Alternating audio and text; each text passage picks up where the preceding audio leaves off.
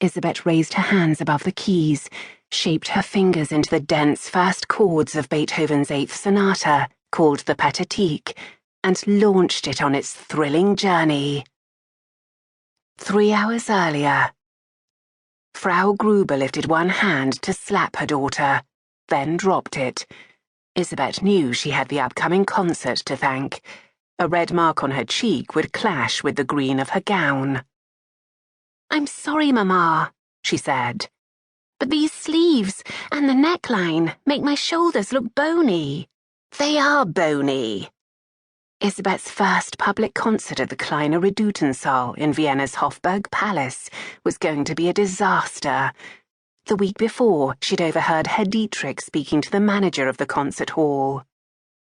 "It's little short of a miracle that such wondrous music could come from the fingers of such a homely girl." Isabette stared into the mirror in the small parlour at the front of the apartment where she spent most of her days practicing the piano. Homely indeed. Everything about Isabette was long and thin and plain. Her dull brown hair, parted in the middle to expose a wide band of white scalp, had resisted all Frau Grüber's attacks with the irons. In desperation, she'd tucked clusters of white wax flowers at odd angles all over Isabette's head. A knock on the door was followed by a swirl of night air as Herr Dietrich swept into the room, bowed at Frau Grüber, and then gathered Isabette's hands in a clammy grip. "Ah, my dear.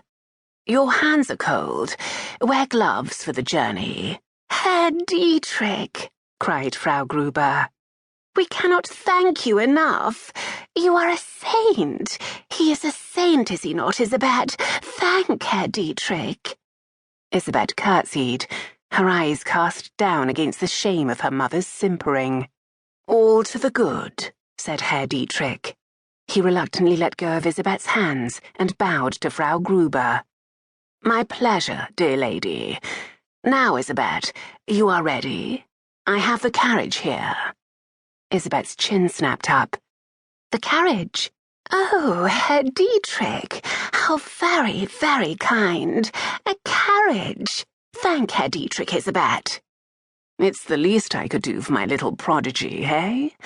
Come, put on your shawl. All of Vienna waits for you." "You are so good to us." Herr Dietrich barely glanced at Frau Grüber as he wrapped a shawl around Isabette's shoulders, pausing just a moment to lean forward and squeeze one arm.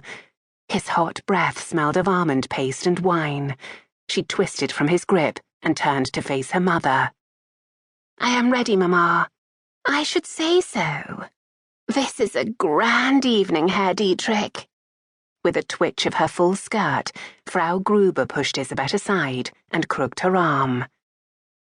Isabette knew her mother looked forward to the happy day when she could trade the last name of her mad, dead husband for Herr Dietrich's. But Isabette suspected that if the concert was a success, Herr Dietrich had no intention of marrying her mother. He intended to marry her.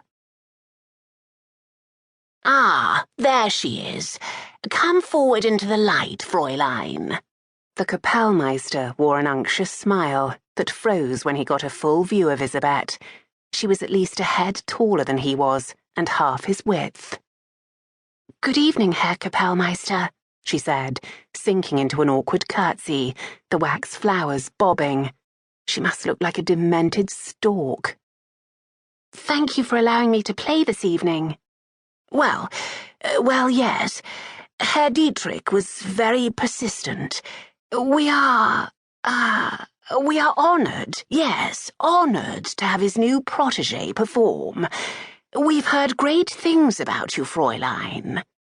Isabette wondered what the good Herr Kapellmeister would do if her legs gave way and she sprawled headlong across his shiny black shoes. The image warmed her smile. "Thank you, Herr Kapellmeister. I'm glad to be here." "Come this way, Fräulein, and see where you will be playing.